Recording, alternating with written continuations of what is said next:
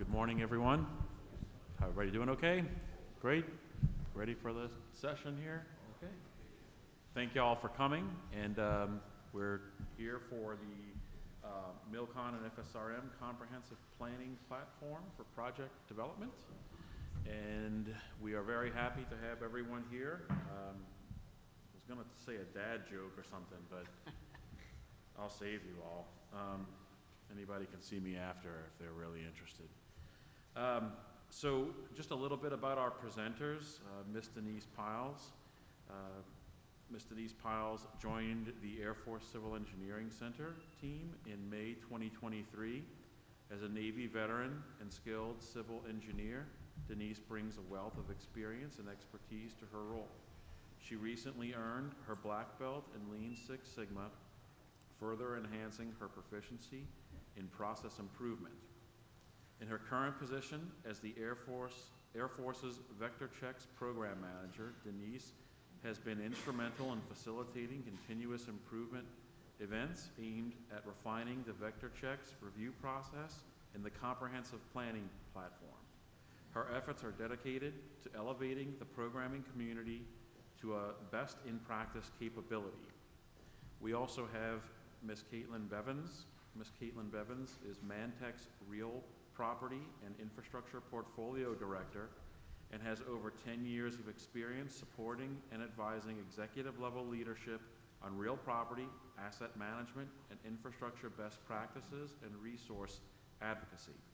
She is highly skilled in integrating cross-functional teams, requirement prioritization and budget development in support of PPBE processes, strategic plan development, and process and policy implementation with proven support across the Department of Defense, Department of Homeland Security, and federal civilian customers.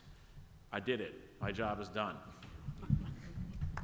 With that, we'll go ahead with the presentation, and then we'll have a question session afterwards. Like with any of these presentations, they're always really nice if they are collaborative and cooperative, et cetera. So we'll try to make that as much so of a discussion after this as possible. We appreciate everyone's input and feedback so that we get the most out of it. Thank you very much. All right, awesome. Well, thanks so much, Sam. As Sam mentioned, I'm Caitlin Bevins, and while I'm a Real Property Infrastructure Director for Mantech, I really moonlight and enjoy most being the Comprehensive Planning Platform, CPP as we call it within the Air Force, Program Manager. So I get to work with Denise and her team, and we're the development team for the actual application itself. So I think we're supposed to hit a couple housekeeping items. Exits are noted along the lines.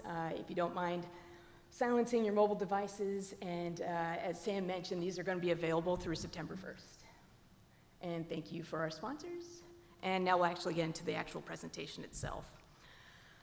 So back in 2017, really how we're going to structure this presentation is to give you a little bit of history, which I'm going to cover, and then Denise is actually going to go into the CPP itself and some of the functional areas. And I see a couple representatives of the Air Force here, so if you do have some planning actions that are outstanding, status questions you guys have, feel free to reach out to us afterwards, and Denise can answer any questions about the overall process itself and why your planning action is still going through review.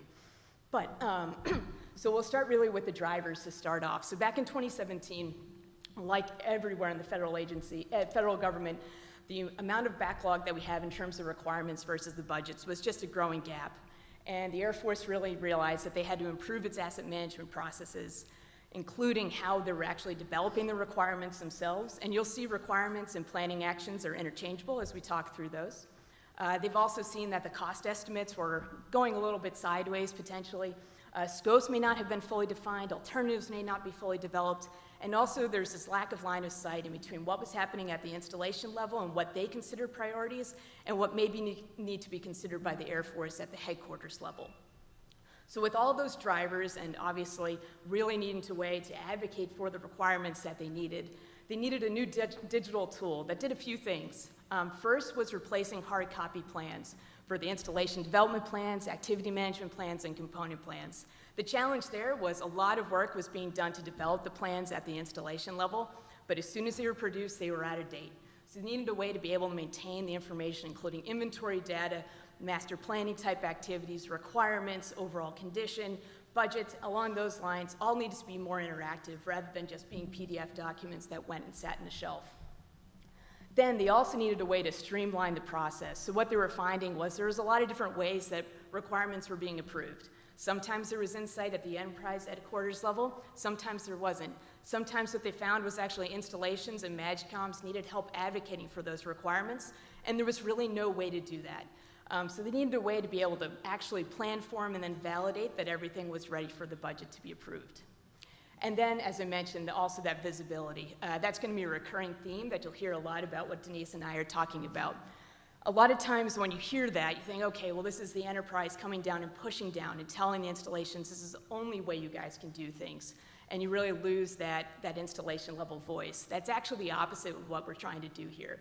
So what we're really trying to make sure is that the installations have requirements that are fully built out, they've been validated, you have the right process in place, it's in alignment with economic analysis requirements, environmental requirements, everything across the board before you actually go into development. So you avoid some of those stops along the way for actual project execution. And then also, it's a way for you actually to have the enterprise advocating for your requirements. That's really critical as well. So sometimes you're going to have that advocate through Denise's team saying, we know that Altus has submitted X, Y, and Z. This is really critical from an overall Air Force perspective. Let's increase that visibility forward throughout the process. So that was the need. And then what was the result is the comprehensive planning platform. So my team, as I mentioned, are the actual developers on this. This is right now built out in SharePoint Online. There's over 300 lists that provide back-end support for this, and we did a SQL custom code across the top. So it looks more than just your standard SharePoint library and has workflows and everything included. But at the end of the day, what you'll see here in the big box is really the key part. So linking installation development planning to facilitate to facility and infrastructure requirements following a transparent, consistent approach to requirements development. At the end of the day, that's the core part of what the CPP does.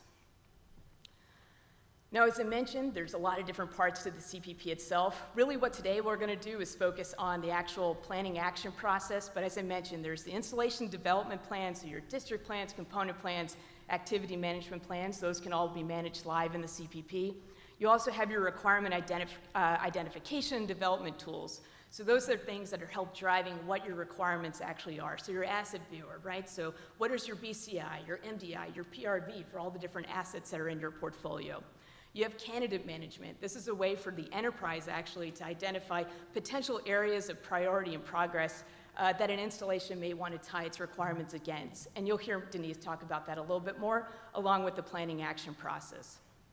And lastly, we have a couple management tools that are also in there too. So you're able to see from different dashboard perspectives all the information you need rather than going through and having to click through 100 different pages. But all of these are pretty mirrored images for installations for 94 installations in the Air Force.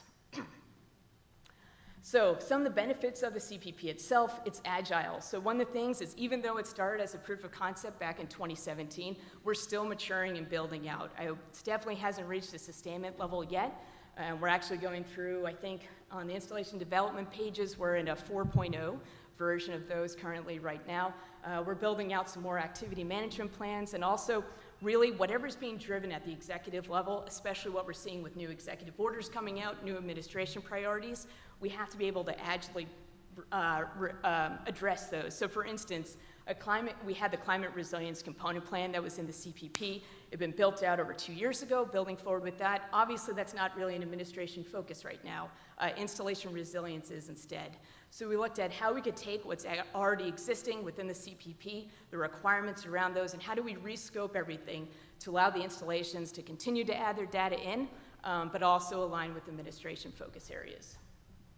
Also wanted to make sure it was accessible to everyone, CAC enabled. It says in the Air Force, we actually just recently have a workaround too, so anyone with a DoD CAC is able to access it.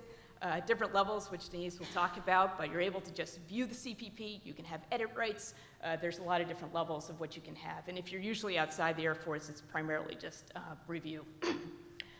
And then we have improves continuity management as well. So there's lots of documents, and Denise has been working 2 years on one that's going to be coming live here pretty soon as well, that really just focuses on how do you actually work through the CPP and how does it connect before and after with the planning, action, and requirement development process. So the boundaries of the comprehensive planning platform itself, you'll see up top there's a couple of inputs and towards the bottom. So you're going to have objectives, strategic campaign plans. Those are all things coming from outside the CPP with a really strategic focus. Off the bottom, you're going to see asset inventory coming from NextGen, MDI, SMSs, and also utilization tools.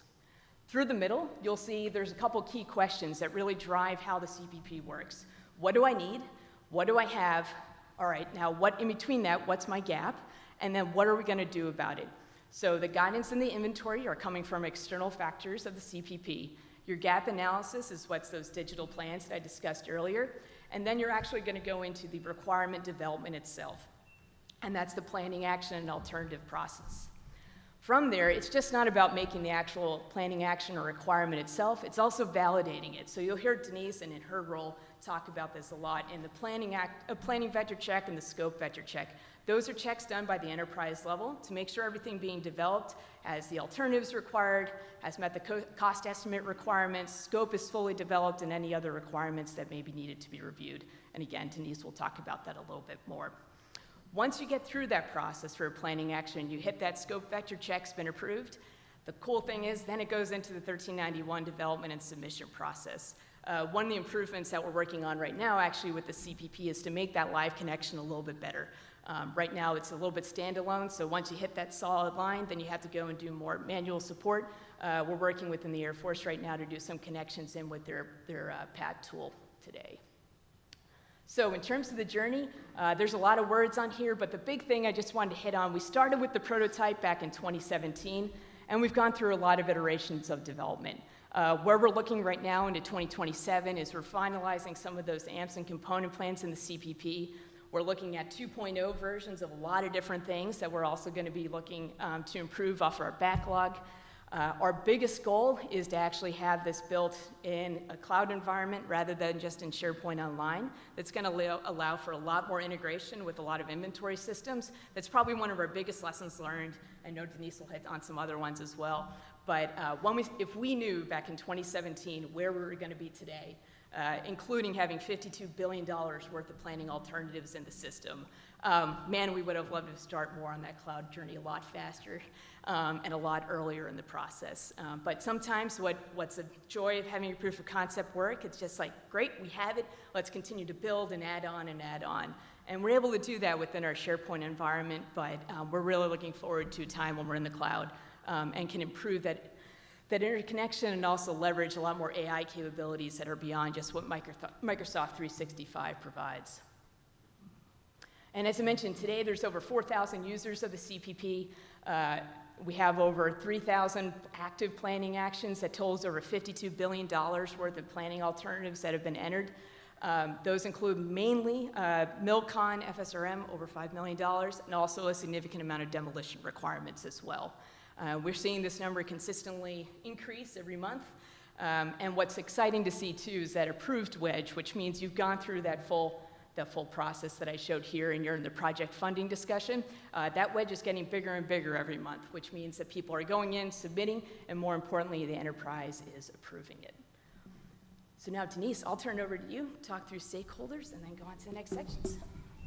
All right, thank you. Thank you, Caitlin. Sam, I'm wondering if you took down the number of times that Caitlin said, Denise will talk about that.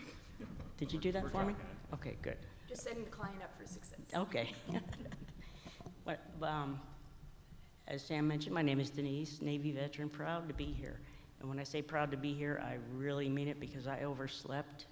I really wanted to be here to see Robert Irvine. I could listen to that guy talk for days.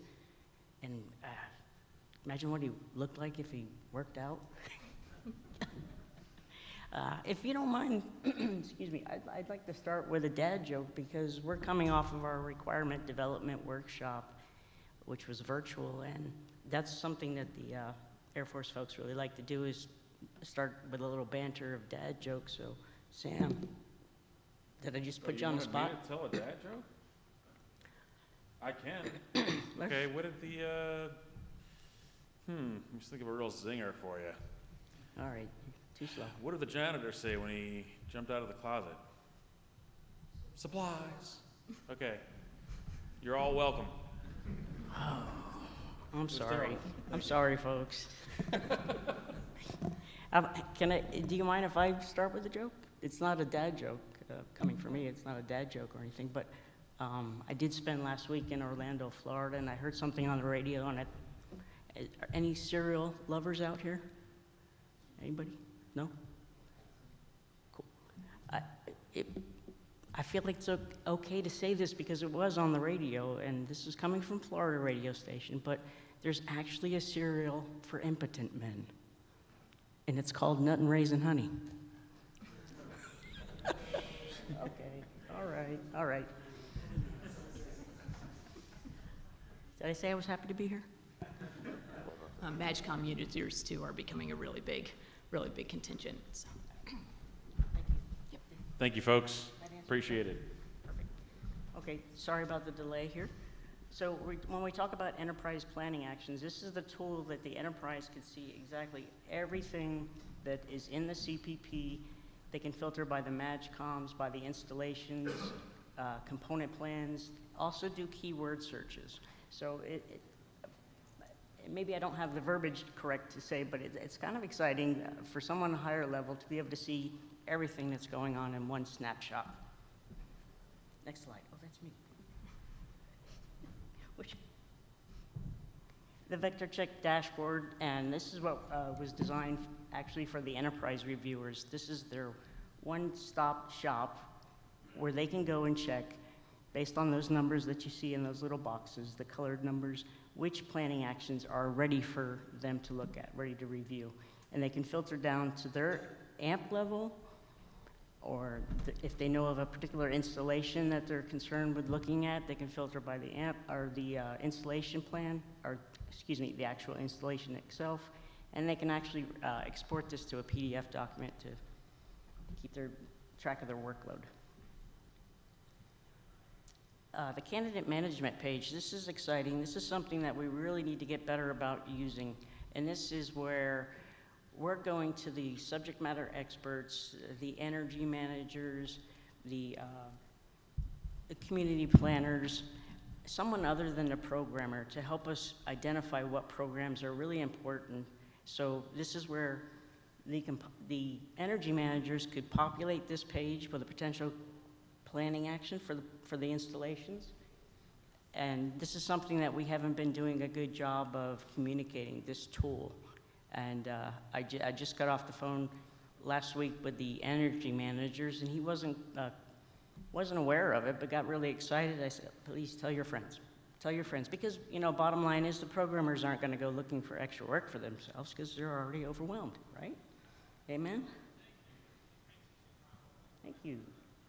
The kneeboard and AMP pages. I'm sorry, Caitlin, is there anything you want to talk about the kneeboard and AMP pages?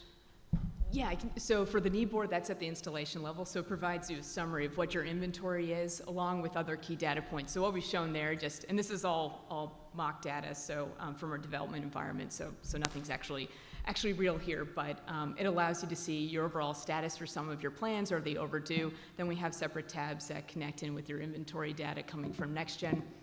And also what we'll be integrating, which has not gone live yet, is we're going to have GIS-based maps as well. So for an installation user, they can go in and see what their MDI, BCI, PRV may be for a specific location, a specific building on their installation as well for some connection points in there. And then what we're just showing there for AMPs, what the really critical thing is while there's installation level AMPs, as I mentioned earlier, for those that are at the enterprise level, it's a way to view all the different risks and challenges, for example, that may be across commonality points, across multiple installations with regards to a specific AMP. So it allows the enterprise AMP manager to start to build that story for advocacy for their particular portfolio that you really aren't able to see when you're just looking at an individual installation, individual base, one-on-one. So. Thank you, Kate. Okay, now this is a really kind of very busy slide, but what I want to stress the importance of this one is this captures, while it's very busy, it captures the overall process. And everything you see here to the very left of the screen, these are all documents and such that exist within the CPP itself. And this is what we commonly refer to as the pre-planning phase of the projects. This is where you're looking into all your documents, answering those asset management questions. What do we have? What do we need? And then moving it one step forward. And the circles that you see are the actual 7 steps of the planning action process within the CPP platform itself. We start off with the planning action detail page. This is where we really define the problem, what was identified early on in the upfront pre-planning. This is where we focus on the what and what the problem is, what gap have we identified, and this is where the planning action or the requirement actually transitions from identification to development. These 7 steps were all built on the process, what's required in a 1391, what's required in a preliminary comparative analysis, and it also attacks the NEPA requirements, the environmental constraints and concerns. So again, like I said, the step 1, planning action details, just focuses on the problem. It gets us to requirement identification, transitions into requirement development. It's the focus on the what, the problem zone. No solutions here because we don't want to entertain early upfront solutions that get you nowhere. And as we go through the next few slides, I'll briefly talk about the next steps and such. So kind of an eye chart for you folks, but like I said, step 1 in the planning action details, you're taking your requirement and you're giving all the validation and justification of why you need this requirement. No solutions in step 1. We save that for step 2, where we focus on not only the what, but the how. Step 3 is our planning analysis wizard. This asks a series of questions. It takes into consideration our environmental constraints, as you can see, the areas of focus, the floodplains, explosive safety, like I said, environmental constraints, capacity considerations. I do believe these folks thought of everything when they designed these questions. All in total, about 18 questions to look at capacity constraints, environmental constraints, and general constraints. And if you can get through the series of these questions and populate it correctly, this actually allows you to substitute for your certificate of compliance. And the first gate, the planning vector check gate, this is where the enterprise reviewers, early on collaboration, it allows them to take a look at the planning action details and make sure things are populated correctly, making sure that there's no solutions in the very first beginning, and that they really thought well in advance of their requirement. You see some red lines on the stage or on the screen here. So I came in about, like I said, 2 years ago, and the CPP was already operating for about 4 or 5 years now. So if I came in and I really felt like a toddler because all I could do is say, why are you doing it this way? Why are you doing it this way? So we had a CPI event right away, right when I got there, a continuous process improvement event. And we were operating without any written guidance on how to use this platform. And rightly so, because it was actually developed by all the people that would be using the platform at the time, so it made sense. But not for the installation level folks that are using it every day. So those lines that you see, adequate alternatives considered, recommended study to assess alternatives, asset condition supports alternatives, very redundant. There's about 18 line items in those three areas, so we combined them into one comprehensive evaluation of alternatives, just 8 line items. Frees up 25 reviewers to look elsewhere. I think that's what they call a no-brainer, right? And we're pressing forward to the scope alternative. And mind you, I'm going in order, but jumping around, not filling you with all the details. But the scope alternative requires 2 alternatives. And we're not starting from scratch here. We're really pulling forward the information that was approved in the planning side of the house. We're pulling that planning vector check that was approved forward, and we're asking for two additional scope requirements, alternatives, if you will. How are you going to get after that? So if your approved planning action was for new construction, your two scope alternatives might be two different sites for that construction. And it also requires, at this stage, a Class 4 parametric estimate with the PACE software, or the, and I don't know, sir, please, somebody, any from Army, is it M2, MI, Army version of the PACE software? M2? Mission Impossible kind of thing. We're moving on to the scope analysis wizard. And again, this is another one of those important steps where there's actually 80+ questions in here, so I really believe we thought about everything. I lost them. We thought about everything. Again, back with the environmental impact analysis, design standards, infrastructure systems. Now, there's 80+ questions, but not all those questions require an answer, because based on how you answered the questions in your previous areas and which facilities you might have picked, these are pre-populated for you. And these questions are built around the MILCON planning charrette, the PCR1, sir? Will this negate the requirement for a PCR1? That's what we're thinking. That's what we're working towards, absolutely, because it's double duty, and we're trying to reduce that. Yes. Thank you for that question.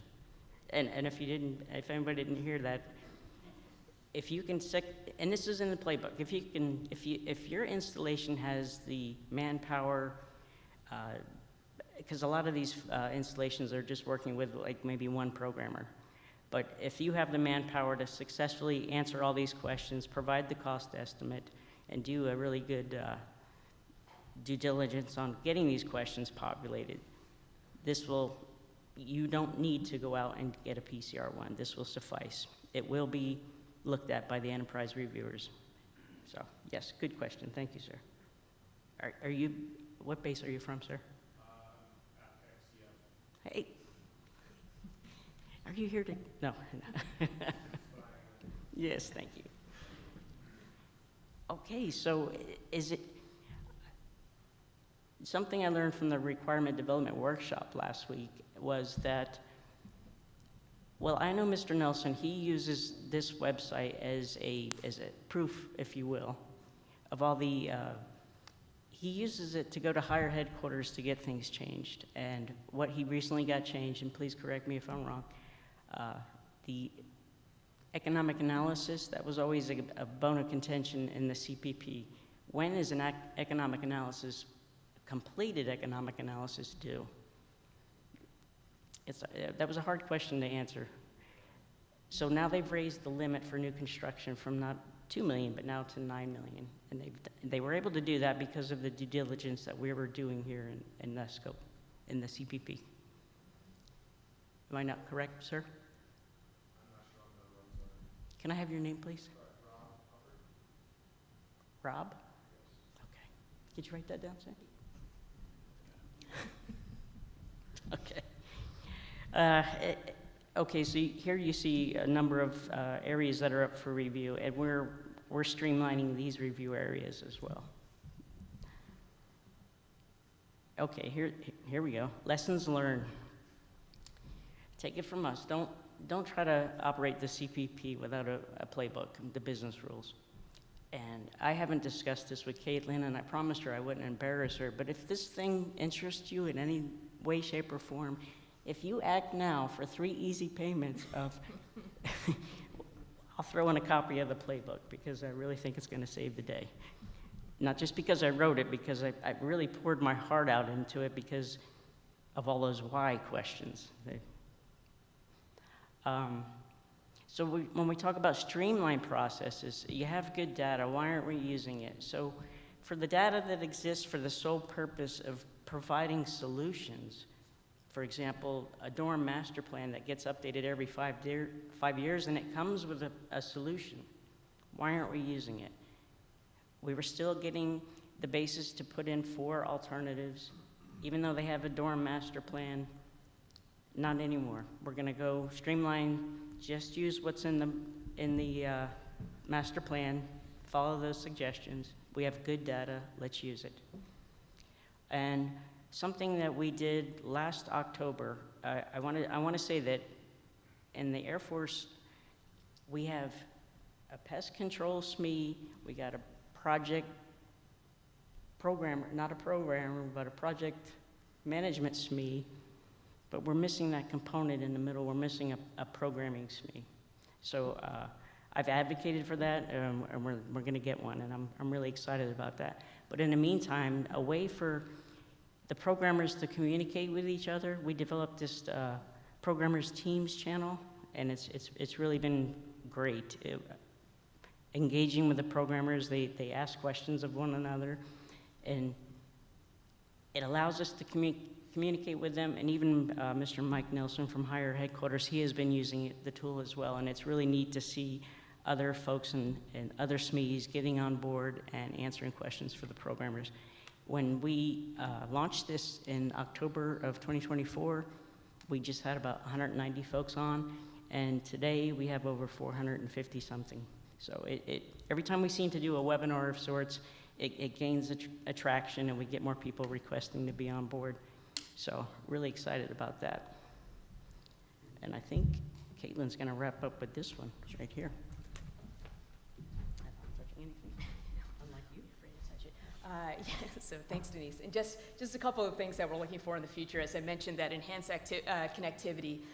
So we're looking at that both from the Cloud One vision, but as everyone knows, to actually migrate to the cloud takes additional resources, and it takes establishing a cloud environment and really more money from the government side to do that. So we're very optimistic, and the Air Force is working towards getting that ATO. We're also looking at how we can improve connectivity just using what we have in Microsoft 365. There are some AI capabilities that we're trying to bring in. I mentioned some of the other connections that we're trying to do with the other Air Force systems. So will it be perfect in the near term within what we have in SharePoint? The answer is definitely no to that. But what we're trying to do is make it better than what we have today. So an example of that is even just, Denise and I were chatting yesterday, but within one of the component plans, we have our airfield waivers page. That historically has been, you have to manually update it there, and then you also have to go manually update it up on the airfield waivers tool page. One of the things we just did was connect those two. So again, it just eliminates the need for manual update of data and making sure that we're connecting in with the official source of record. Another thing that we're really working on are faster reviews. We get a lot of feedback from, my team directly gets feedback, Denise's team gets feedback. We have probably what we consider 5 or 6 different offices who are core users of the CPP, and everyone's getting requirements and feedback from the users a lot. And one of the big things is faster reviews. These are planning actions coming in, they need to be reviewed, and then the installations need to be able to go forward and actually get these projects funded. With right now, with what the budgets look like, that's an even more critical accelerated process that we need to work on. So, as Denise just mentioned with the dorm master plans, we're looking at tailoring the workflows. So planning actions, regardless of where they come right now, all go through the same process. We're going to be working through what those nuanced workflows are, so we're able to get them to the right people for review, and the work at the installations is productive rather than just being redundant to some plans that may already exist. That was definitely one of the biggest feedback items we've had for a while. And something that I think we've gotten to the point that those plans are mature enough that now there's a way to have that process in place for those nuances. Mission-driven decisions. So one of the biggest things that we're seeing, especially from mission priorities and the MAGCOMs, which obviously we struggle to spell there, but no disrespect to the MAGCOMs, but they're critical, and that voice is supposed to be coming in to help weigh into what those priorities are. They're looking at it from a risk-based decision-making perspective as well. That's oftentimes not seen at the installation level and may not even be seen at the installation at the headquarters level. So integrating that viewpoint and those priorities into the process. And then also increased efficiency, so enhancing that automation that I mentioned earlier as part of the process for the input, the reviews, and also the outputs. One of the things we're really striving to do is, even with the constraints of SharePoint, is we don't want the CPP just to be an isolated box, that then you have to go do all this work, and Denise showed it takes up to 2 years for something to go through the full process, and then you're having to re-enter that information somewhere else. So we're really looking into how do we increase that efficiency and reduce the data inputs having to be done twice, because as Denise's office has seen and everyone else's too with the resignations, it's just making it harder to get everything done with a less number of people around. So it's something that really has been driven home in years past, but this year has been really absolutely critical when we've been talking about new requirements to improve the CPP.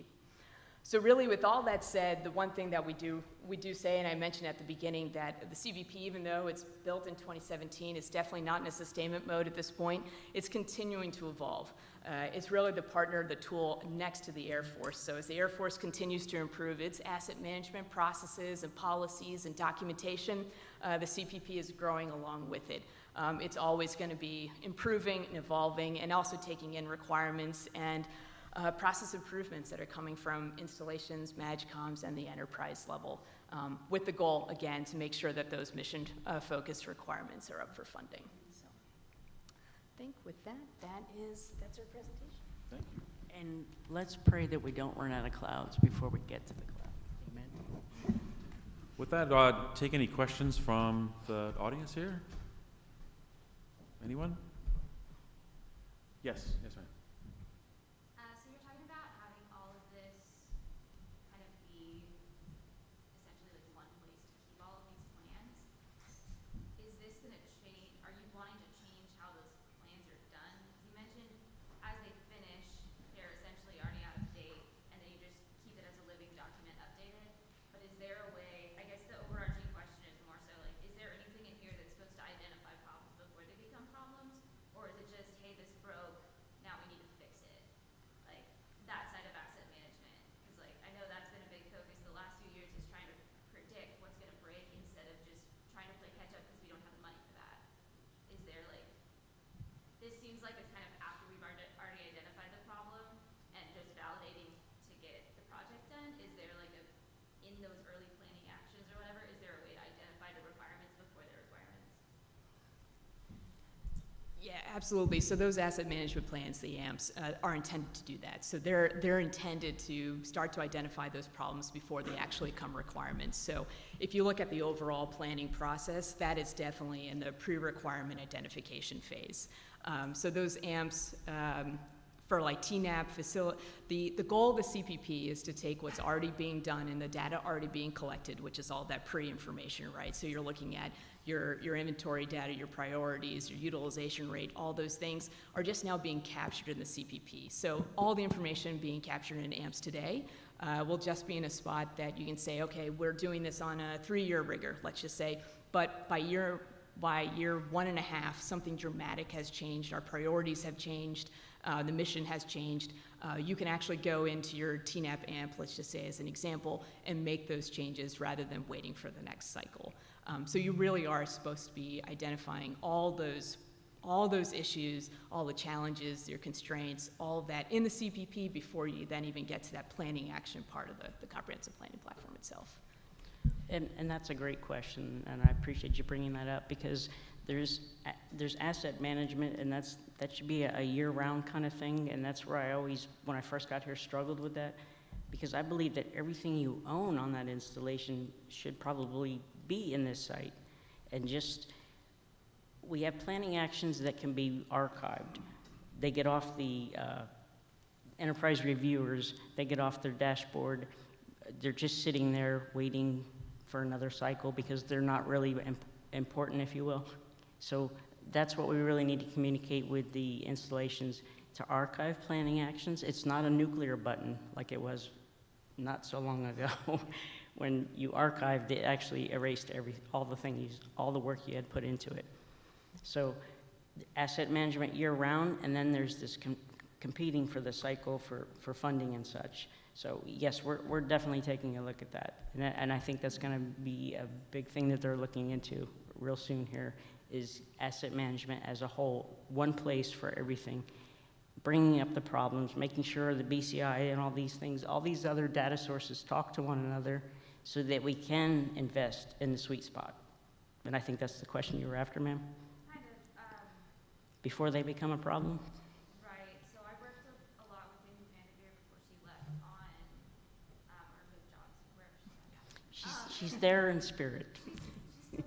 Yes. On like the district planning stuff and trying to do that predictive type thing with all those different type of like principles with the utilization and with all of those kind of things. Right. But I'm kind of curious as to if we're gonna try and tie all those things together of basically being able to like build the IDP in the CCP, like build the district plans within here.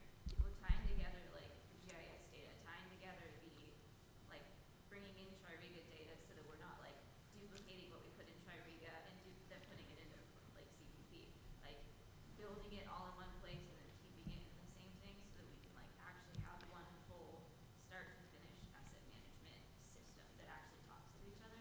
Absolutely. That's kind of what I was That, wondering. that is our overarching goal, absolutely. And Colonel Ledford is all about getting, removing the redundant steps.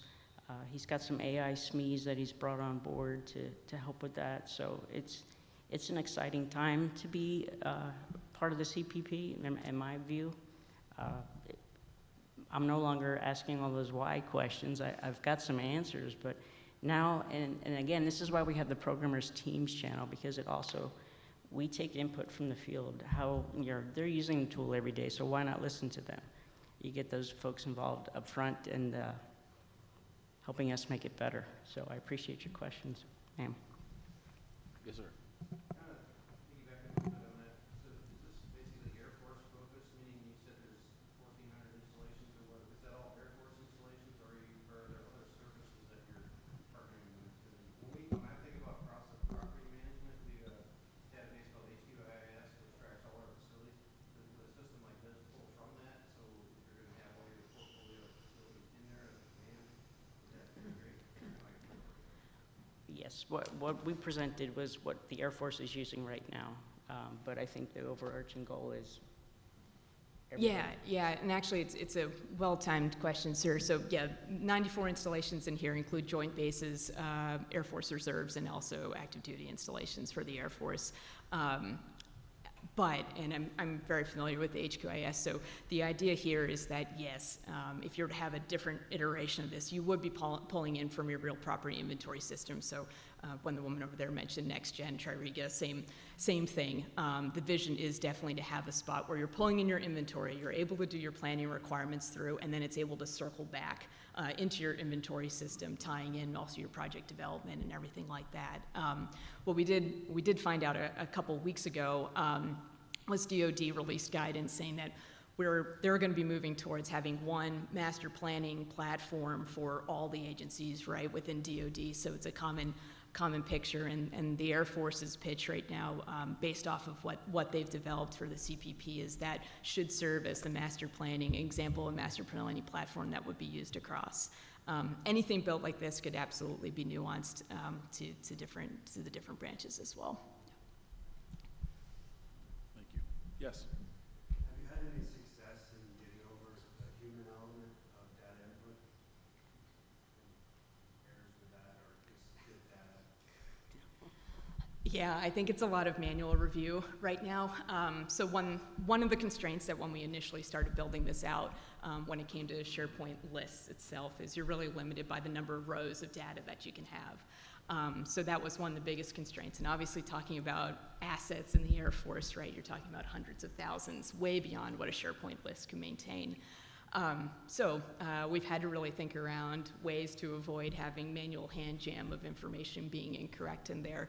So what we're looking to do right now is we think we found a workaround to address that and minimize some of that data errors that we're seeing by won't go into, my developers would be very upset for how I'm going to try to describe this. But anyway, pulling in all the Air Force asset information, doing the connection in with NextGen that you were referencing, still doing that as a manual pull on a recurring basis, but being able to pull that information into the CPP to have the latest and greatest, just being able to maintain on drop down. So if you start to put in your RPU ID, 1, 2, 3, 4, we'll have the list of installation assets that you can select against.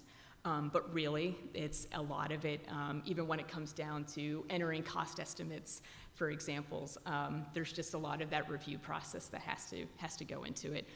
We're really looking into a lot of ways to have AI do some reviews of the information first, especially when it comes to cost estimating. The Air Force just kicked off that effort this week, actually looking into that. Yep, and I will add to that, we have a number of AI experts on staff that we have. We took the planning action playbook, and we just took the first 4 steps of the planning action process. We put in a few AFIs and policies behind that, and we asked the NIPR GBT, is that right? I'm still... Like a Gemini tool. Oh, yeah, Gemini tool, yeah. We asked the tool to come up with a planning action and validation justification for a C-130 hangar with a leaking roof, and it spit out a beautiful 4-step process. Those first 4 steps, less than 5 minutes from us prompting it to the finished product, and it brought a tear to my eye. It was really neat. We've come a long way, baby. Good question, thank you. The questions? Yes, sir. So, on the Air Force side, and I'm one of the MAGCOM guys, looking at that mission, the objective time part there, have you taken this up to the infrastructure tri-chair yet? And, I mean, granted, you would hope they looked at the CPP, I doubt it. I really doubt that any of those 3 have looked at the CPP, and even their aides have looked at the CPP to see what is there. If you haven't, I encourage you to do that, to take it to the infrastructure tri-chairs and show them what this is, and ask them, if they're the ones that work on for the infrastructure as far as those mission objectives on the Air Force side, those are the 3 gentlemen that work on that. So I'll reach out to them if you can, to their aides, and see about that, because that would be great, to be able to have that option in there, to weed out, if you will, the mass amount of information we have to look through at these installations, and try to figure out which ones really will achieve the current mission. It changes, especially now, it's changing every year, nearly, for what the key mission is for that installation. So that'd be awesome. Thank you, sir. Thank you for that. Other questions? What about joint use facilities? So if you have an installation that has some joint use on it, there's another organization that happens to be there, and you're taking into consideration their mission and drawing information from their stakeholders, especially with any kind of a changing mission or GSUs at a more regional level. Are you looking at that sort of thing right now?